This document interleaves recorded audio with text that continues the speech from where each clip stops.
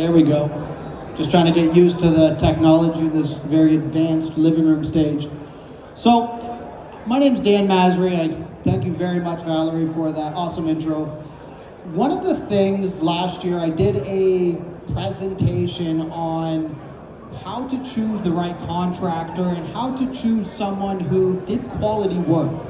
And after the show, I had a lot of questions from a bunch of people regarding different projects they were doing at their home. And one of the things they would ask me is, I'm considering doing X, Y, and Z, which one do you think I should prioritize? So that's where a lot of this presentation has come from. Now, before I get deep into this, I just want to give you a little bit of my background. I know Valerie already touched on it, which was awesome. But I've been in this space for quite a while. So there's a much skinnier picture of me working on a roof system at one point, many moons ago. I've been in this space for just on my 18th year at this point, doing everything from roofing to metalworking and a bit of siding and kind of everything in between. And in my time, I ended up transitioning into consultation back in 2017 with my current company, AM Group Exteriors. And in that time period, I've been in well over 1,000 homes, meeting with customers, consulting them on various different projects.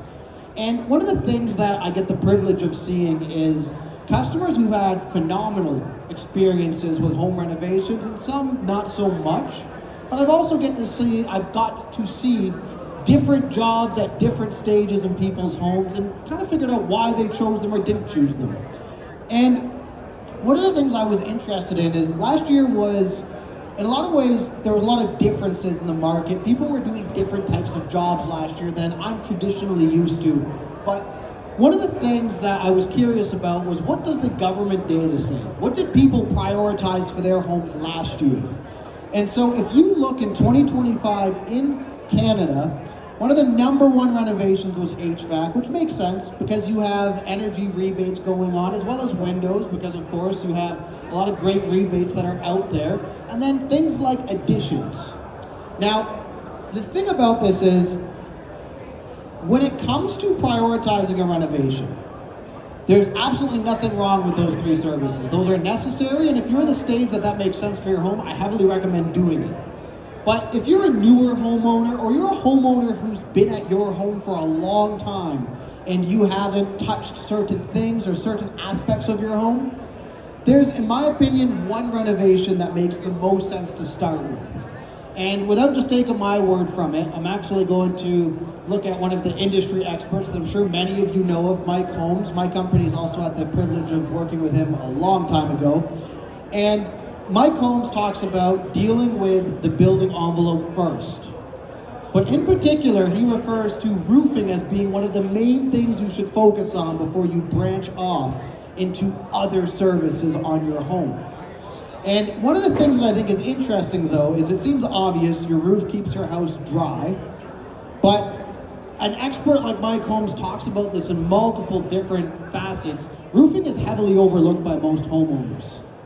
Unfortunately, a lot of homeowners neglect their roofs or don't want to deal with their roof, and I completely understand why. Roofing is, for all intents and purposes, a grudge purchase. I have never walked into a house and a customer said to me, I'm so excited to do my roof, right? Roofing is not a sexy purchase. It's something that you do when things go wrong, right? The other thing is, you don't feel or experience your roof. Right? People are excited to show off their brand new kitchen. People rarely, in my experience, show off their brand new roof to me, right? And the reason that I'm bringing this up is I'm not saying go out there and just get your roof done for no reason, but what I am saying is maybe take a look before you start pursuing other home renovations, because one of the reasons that people will prioritize services like an addition or a kitchen when their roof might need some work is based off of a psychological principle called effective forecasting. And essentially what that is people overestimate how happy something like a kitchen renovation will give them and underestimate how terrible a roof issue is going to make them feel. And I get it. You can make memories in a home in a new addition. You get to feel things like HVAC. You get to operate windows, all necessary things to your home. But if those things don't get protected by the elements, they're unfortunately useless for the home. But the other reason that I think a lot of consumers neglect the roof system comes down to the fact that roofing itself is a very volatile industry. If you look at the Government of Canada statistics, the average roof company in Ontario will not make it to 5 years. So about 28% of roofing companies will actually make it to the 5-year mark. But what's even more worrisome about that is when you get to the 10th year, the average roofing company won't even be in existence. Only about 10% of them survive. And so what that means is if a company's offering a 10-year workmanship warranty, there's a 90% chance that they will never be able to honor it. And when you break it down even further, if you look at government watchdog agencies and government-based consumer protection programs, roofing is also the most unreputable service in that category. They're number one typically for complaints. Unfortunately, roofers don't have a positive perception. And I like to explain to people why that is. I myself was a proud roofer, and I've worked with some of the best roofers in my industry, but I've also seen the other side. The biggest issue with roofing is that it's a heavily unregulated trade in Ontario. There's no roofing school, there's no roofing certification, there's no roofing ticket that you need for shingle roofing anyways on your home.